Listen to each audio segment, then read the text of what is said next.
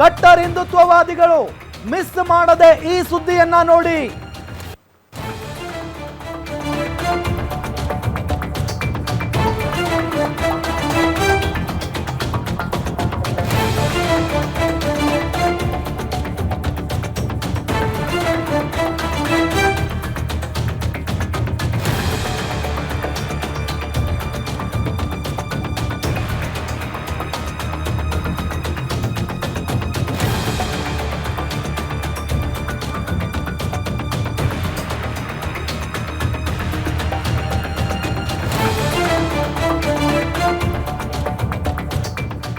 Guarantee ನ್ಯೂಸ್ನಲ್ಲಿ ಬಿಜೆಪಿಯ ನಾಯಕನ ಕುರಿತಂತೆ ಎಕ್ಸ್ಕ್ಲೂಸಿವ್ ಸುದ್ದಿ ಇದು. ಅದರಲ್ಲೂ ಕರ್ನಾಟಕದ ಬಿಜೆಪಿ ನಾಯಕರೆಲ್ಲರೂ ನೋಡಲೇಬೇಕಾದಂತಹ ಸುದ್ದಿ. ಕಟ್ಟರ್ ಹಿಂದುತ್ವವಾದಿಗಳು ಕೂಡ ಮಿಸ್ ಮಾಡಬೇಡಿ ಈ ಸುದ್ದಿಯನ್ನ.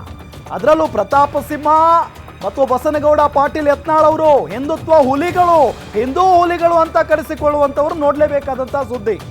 ಪ್ರಧಾನಿ ಮೋದಿ ಅಮಿತ್ ಶಾ ವಿರುದ್ಧನೇ ತಿರುಗಿ ಬಿದ್ರ ಸಿಂಗಂ. ಬಿಜೆಪಿಯಲ್ಲೇ ಇದ್ದು ಈಗ ಬಿಜೆಪಿ ವಿರುದ್ಧನೇ ತಿರುಗಿ ಬಿದ್ರ ಹಾಗಾದ್ರೆ ಅಣ್ಣಾಮಲೈ. ಕರ್ನಾಟಕ ತಮಿಳುನಾಡಿನ ಬಿಜೆಪಿ ನಾಯಕರಿಗೆ ಕಾದಿದೆಯಾ ಹಾಗಾದ್ರೆ ಬಿಗ್ ಶಾಕ್? ಗ್ಯಾರಂಟಿ ನ್ಯೂಸ್ ನಲ್ಲಿ ಬಿಜೆಪಿ ನಾಯಕನ big exclusive news. Karnataka Tamil Nadu ರಾಜಕೀಯದಲ್ಲಿ ಭಾರೀ ಸಂಚಲನ ಸೃಷ್ಟಿಯಾಗಿದೆ. ಬಿಜೆಪಿ ನಾಯಕರು ನೋಡಲೇಬೇಕಾದಂತ ಮೆಗಾ ಸುದ್ದಿ. ತಮ್ಮ ಸ್ಥಾನಕ್ಕೆ ರಾಜೀನಾಮೆಯನ್ನ ಕೊಟ್ಟು ತಮಿಳುನಾಡು ಬಿಜೆಪಿಗೆ ಹೋಗಿ ಸೇರಿಕೊಂಡು ಅಲ್ಲಿನ ಬಿಜೆಪಿ ರಾಜ್ಯಾಧ್ಯಕ್ಷರಾಗಿ ಪಕ್ಷವನ್ನ ತಳಮಟ್ಟದಿಂದ ಸಂಘಟನೆ ಮಾಡುವ ಗುರಿಯನ್ನ ಹೊಂದಿ ಬಹಳಷ್ಟು ಕೆಲಸ ಮಾಡಿದ್ರು. ಆದರೆ ಎಂಪಿ ಚುನಾವಣೆಯಲ್ಲಿ ಏನೂ ಕೆಲಸ ಆಗಲಿಲ್ಲ. ಹಾಗಾಗಿ ಅವರನ್ನ ರಾಜ್ಯಾಧ್ಯಕ್ಷ ಸ್ಥಾನದಿಂದ ಬಿಜೆಪಿ ನಾಯಕರು ಕೈ ಬಿಟ್ಟುಬಿಟ್ರು. ಅದಾದ ನಂತರ ಈಗ ಬರ್ತಾ ಇರುವಂತ ಎಕ್ಸ್ಕ್ಲೂಸಿವ್ ನ್ಯೂಸ್, ಅಮಿತ್ ಶಾ ಅವರಿಗೆ, ಪ್ರಧಾನಿ ನರೇಂದ್ರ ಮೋದಿ ಅವರಿಗೆ ಸೆಡ್ಡು ಹೊಡೆಯೋದಕ್ಕೆ ಸಿಂಗಂ ಅಣ್ಣಾಮಲೈ ರೆಡಿ ಆಗಿದ್ದಾರೆ ಅಂತ ಹೇಳಿ. ಕರ್ನಾಟಕ ತಮಿಳುನಾಡು ರಾಜಕೀಯದಲ್ಲಿ ಭಾರೀ ಸಂಚಲನ ಸೃಷ್ಟಿಯಾಗಿದೆ. ಹಾಗಾದ್ರೆ ಬಿಜೆಪಿಗೆ ಗುಡ್ ಬೈ ಹೇಳ್ತಾರ ಅಣ್ಣಾಮಲೈ ಅವರು? ಬಿಜೆಪಿ ಬಿಟ್ಟು ಹೊಸ ಪಕ್ಷವನ್ನ ಕಟ್ತಾರ ಅಣ್ಣಾಮಲೈ?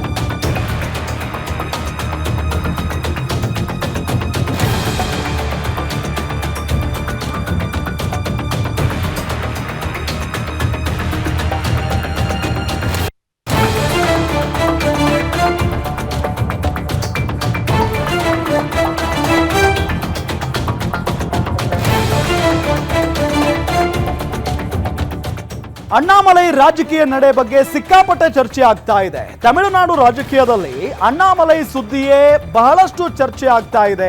ಬಿಜೆಪಿ ಬಿಡ್ತಾರಂತೆ, ಹೊಸ ಪಕ್ಷ ಕಟ್ತಾರಂತೆ ಅಣ್ಣಾಮಲೈ ಅವರು.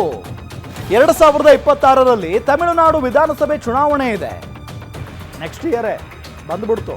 ಚುನಾವಣೆಗೆ ಕೌಂಟ್ ಡೌನ್ ಶುರುವಾಗಿದೆ. ತಮಿಳುನಾಡಿನಲ್ಲಿ ಚುನಾವಣಾ ಕದನ ಶುರುವಾಗುತ್ತೆ. ಬಿಜೆಪಿಯಲ್ಲಿ ಅಣ್ಣಾಮಲೈಗೆ ಸ್ಥಾನಮಾನ ಇಲ್ಲ ಎಂಬ ಚರ್ಚೆ. ತಮಿಳುನಾಡು ರಾಜಕೀಯ ವಿಶ್ಲೇಷಕರು ಅಣ್ಣಾಮಲೈ ಬಗ್ಗೆ ಮಾತನಾಡ್ತಾ ಇದ್ದಾರೆ.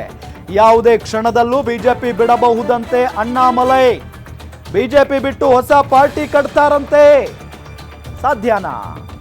ಆದ್ರೆ ಅಣ್ಣಾಮಲೈರಿಂದ ಈ ಬಗ್ಗೆ ಯಾವುದೇ ರೀತಿಯಾದಂತಹ ಅಧಿಕೃತ ಹೇಳಿಕೆ ಇಲ್ಲ. ಈ ಚರ್ಚೆ ಕರ್ನಾಟಕ ಮತ್ತು ತಮಿಳುನಾಡು ರಾಜಕೀಯದಲ್ಲಿ ಸಿಕ್ಕಾಪಟ್ಟೆ ಓಡಾಡ್ತಾ ಇದೆ. ಬಿಜೆಪಿಗೆ ಗುಡ್ ಬೈ ಹೇಳಿಬಿಡ್ತಾರ ಅಣ್ಣಾಮಲೈ ಅವರು ಅಂತ ಹೇಳಿ. ಕಟ್ಟರ್ ಹಿಂದುತ್ವವಾದಿ ಅಣ್ಣಾಮಲೈ, ಕಟ್ಟರ್ ಹಿಂದುತ್ವವಾದಿ. ಇನ್ನೂ ಅಧಿಕಾರದಲ್ಲಿದ್ರು. ಪೊಲೀಸ್ ಇಲಾಖೆಯಲ್ಲಿ ಇನ್ನೂ ಬಹಳಷ್ಟು ವರ್ಷಗಳ ಕಾಲ ಸೇವೆಯನ್ನ ಸಲ್ಲಿಸಬಹುದಾಗಿತ್ತು ಅಣ್ಣಾಮಲೈ. ಆದರೆ ಅದೇನಾಯ್ತು ಏನೋ ಗೊತ್ತಿಲ್ಲ. ಅಣ್ಣಾಮಲೈ ಏಕಾಏಕಿಯಾಗಿ ತಮ್ಮ ಸ್ಥಾನಕ್ಕೆ ರಾಜೀನಾಮೆಯನ್ನ ಕೊಡ್ತಾರೆ. ಇಲ್ಲ ನಾನು ರಾಜಕಾರಣಕ್ಕೂ ಹೋಗಲ್ಲ ಅಂತ ಹೇಳ್ತಾರೆ. ಅದಾದ ನಂತರ ಬಿಜೆಪಿಗೆ ಸೇರ್ಕೊಂಡ್ಬಿಡ್ತಾರೆ. ತಮಿಳುನಾಡಿನಲ್ಲಿ ಬಿಜೆಪಿಗೆ ಸೇರ್ಕೊಳ್ತಾರೆ. ಯುವಕ, ಬಹಳಷ್ಟು ಹೆಸರಿದೆ ಬಿಜೆಪಿಯಲ್ಲಿ. ಹೇಳ ಹೆಸರಿಲ್ಲದಂತಿರುವಂಥ ಬಿಜೆಪಿಗೆ ಇವರೇ ದಿಕ್ಕು ಅನ್ನೋ ನಿಟ್ಟಿನಲ್ಲಿ ಇವರನ್ನ ಬಿಂಬಿಸ್ತಾರೆ. ಬಿಂಬಿಸಿ ಬಿಜೆಪಿಯ ರಾಜ್ಯಾಧ್ಯಕ್ಷರನ್ನಾಗಿ ಆಯ್ಕೆ ಮಾಡ್ತಾರೆ. ನೋಡಿದ್ರೆ ಈಗ ಮೂಲೆ ಗುಂಪು ಅಣ್ಣಾಮಲೈ. ಹಾಗಾಗಿನೇ ಅಲ್ಲಿನ ರಾಜಕೀಯ ಮುತ್ಸದ್ದಿಗಳು ಅಥವಾ ರಾಜಕೀಯ ವಿಶ್ಲೇಷಕರು ಇದರ ಬಗ್ಗೆ ಮಾತನಾಡ್ತಾ ಇದ್ದಾರೆ, ಇವರ ಬಗ್ಗೆ ಮಾತಾಡ್ತಾ ಇದ್ದಾರೆ. ಅಣ್ಣಾಮಲೈ ಅವರು ಮುಂದಿನ ದಿನಗಳಲ್ಲಿ ಬಿಜೆಪಿಯನ್ನ ಬಿಡ್ತಾರೆ, ಹೊಸ ಪಕ್ಷವನ್ನ ಕಟ್ತಾರೆ. 2026ರಲ್ಲಿ ತಮಿಳುನಾಡು ವಿಧಾನಸಭೆ ಚುನಾವಣೆ ಇದೆ. ಚುನಾವಣೆಗೆ ಕೌಂಟ್ ಡೌನ್ ಶುರುವಾಗಿದೆ. ತಮಿಳುನಾಡಿನಲ್ಲಿ ಚುನಾವಣಾ ಕದನ ಅಥವಾ ಕಣ ರಂಗೇರಿದೆ. ಬಿಜೆಪಿಯಲ್ಲಿ ಅಣ್ಣಾಮಲೈಗೆ ಯಾವುದೇ ರೀತಿಯಾದಂಥ ಸ್ಥಾನಮಾನ ಇಲ್ಲ. ಹಾಗಾಗಿ ಅಣ್ಣಾಮಲೈಯವರು ಹೊಸ ಪಕ್ಷವನ್ನ ಸ್ಥಾಪನೆ ಮಾಡ್ತಾರೆ. 2026ರ ಚುನಾವಣೆಗೆ ತಮ್ಮದೇ ಪಕ್ಷದಿಂದ ಕಣಕ್ಕಿಳಿತಾರೆ ಅನ್ನೋ ನಿಟ್ಟಿನಲ್ಲಿ ತಮಿಳುನಾಡು ರಾಜಕೀಯ ವಿಶ್ಲೇಷಕರು ಅಣ್ಣಾಮಲೈ ಬಗ್ಗೆ ಮಾತನಾಡ್ತಾ ಇದ್ದಾರೆ. ಹಾಗಾದ್ರೆ ಯಾವುದೇ ಕ್ಷಣದಲ್ಲಿ ಬೇಕಾದರೂ ಬಿಜೆಪಿ ಬಿಡ್ತಾರಾ ಅಣ್ಣಾಮಲೈ ಅವರು? ಬಿಜೆಪಿ ಬಿಟ್ಟು ಹೊಸ ಪಾರ್ಟಿ ಕಟ್ಟಿಬಿಡ್ತಾರಾ? ಹಾಗಾದ್ರೆ ಇದು ಈಗಿರುವಂತ ಪ್ರಶ್ನೆ. ಏನ್ ತುಂಬಾ ದೂರ ಇಲ್ಲ, ಎಲೆಕ್ಷನ್ ನೆಕ್ಸ್ಟ್ ಇಯರ್, ಇನ್ನೊಂದು ಹೆಚ್ಚು ಕಡಿಮೆ ಒಂದು 7 ತಿಂಗಳು ಅಂತ ಅನ್ಕೊಳ್ಳೋಣ ಅಷ್ಟೇ. 7 ತಿಂಗಳು ಒಳಗಾಗ್ಬೋದು, 7 ತಿಂಗಳು ಆದ್ಮೇಲೆ ಆಗ್ಬೋದು ಅಷ್ಟೇ, ಬಹಳ ಟೈಮ್ ಇಲ್ಲ. ಅಷ್ಟರಲ್ಲಿ ಒಂದು ಹೊಸ ಪಕ್ಷ ಕಟ್ಟಿ ತಮಿಳುನಾಡಿನ ಜನರ ವಿಶ್ವಾಸವನ್ನ ಗಳಿಸಿ